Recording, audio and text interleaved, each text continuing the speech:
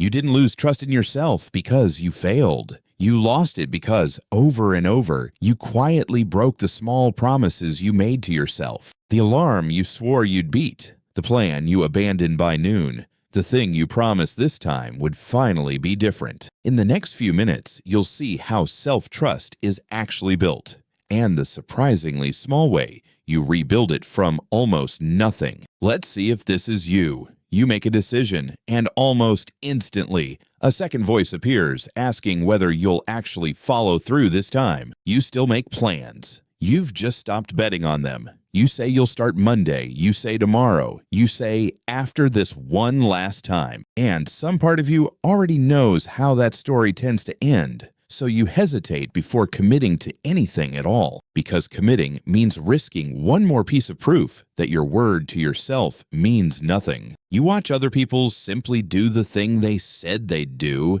and you wonder what's wrong with the wiring inside you. You're not lazy. You're not weak. You've simply run out of evidence that you can count on yourself. And a mind without evidence gets very, very careful. If that hits close, stay with me. Because self-trust isn't a personality you're born with. It's a structure you build, brick by brick. Layer 1. Self-trust is not confidence that you'll succeed. It's confidence that you'll keep your word to yourself. Think of it like a bank account. Every promise you keep is a deposit. Every promise you break is a withdrawal. As a kid, that account filled up almost by accident. You said you'd learn to ride the bike, and after enough falls, you did. Each small win told your brain a quiet story. When I say I'll do something, it tends to actually happen. That story is the entire foundation of self-trust. Not talent, not luck, just a track record you slowly built with yourself. And here's the part people miss. Your brain doesn't care how big the promise was. A tiny promise kept and a huge one both count as a single deposit of proof. A brain that trusts itself isn't one that never fails. It's one that has watched itself show up again and again, which means the account can be rebuilt. But first, we have to understand exactly how it got drained. Layer 2. Self-doubt is not one big dramatic event. It's the slow drip of small betrayals you stopped even noticing. You hit snooze after swearing you wouldn't.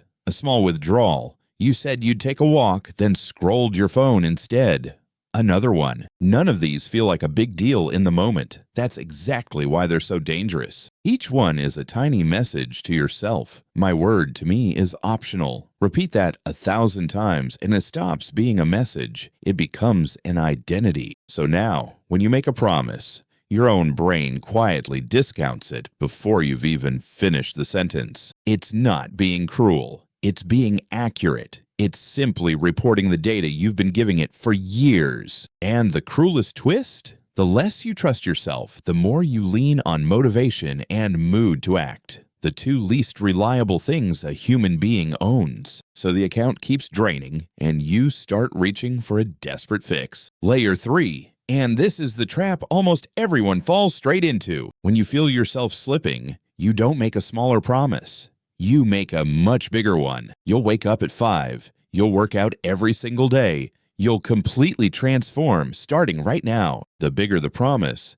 the better it feels, because it matches how badly you want to trust yourself again. But here's the surprising truth. A big promise made to a drained account isn't ambition. It's a loan you can't repay. You're borrowing trust you don't have to fund a plan you're not yet ready for. And when you miss day 3, you don't just fail the task. You confirm the very worst thing you already believe about yourself. See, I always do this. Another huge withdrawal right at the moment you are desperately trying to save. This is the loop. Broken trust, oversized promise, inevitable failure, even deeper broken trust. And the real damage isn't the missed goal. It's that you slowly learn to stop believing your own voice. Layer 4. Let's name the real cost. The one almost nobody warns you about. When you can no longer trust your own word, you slowly lose the ability to act at all. Because every decision now carries a hidden question.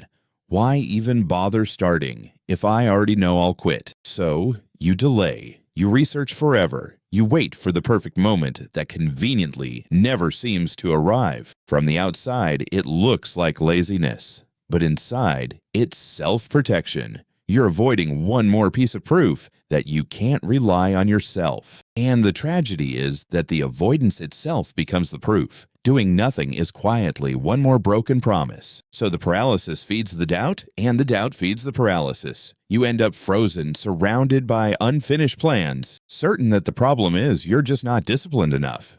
But discipline was never the missing piece.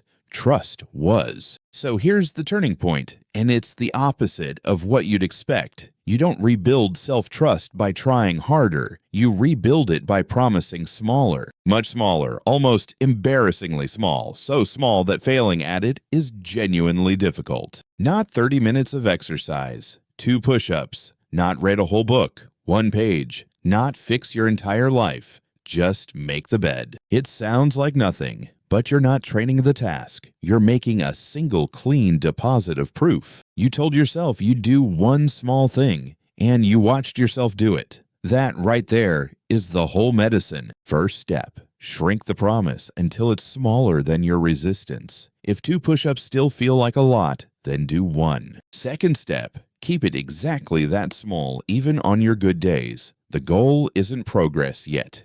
The goal is proof. You're rebuilding the belief that when you say a thing, it happens. Size doesn't matter to that belief. Consistency does. Third step, notice the deposit out loud. Say it plainly. I said I would, and I did. Let your brain log the evidence. Fourth step, let the account grow before you spend it. Weeks of tiny kept promises. Then, and only then, promise slightly more. Because now the bigger promise isn't alone. It's backed by a track record you can actually feel underneath you. So this is how self-trust actually returns. Not in a dramatic overnight transformation, but in 100 quiet moments of keeping your smallest word. You're not trying to become a whole new person. You're becoming someone you can finally count on again. So, before you set another huge goal to prove you've changed, pause. The goal was never really the point. Being someone whose word means something to themselves. That was always the point.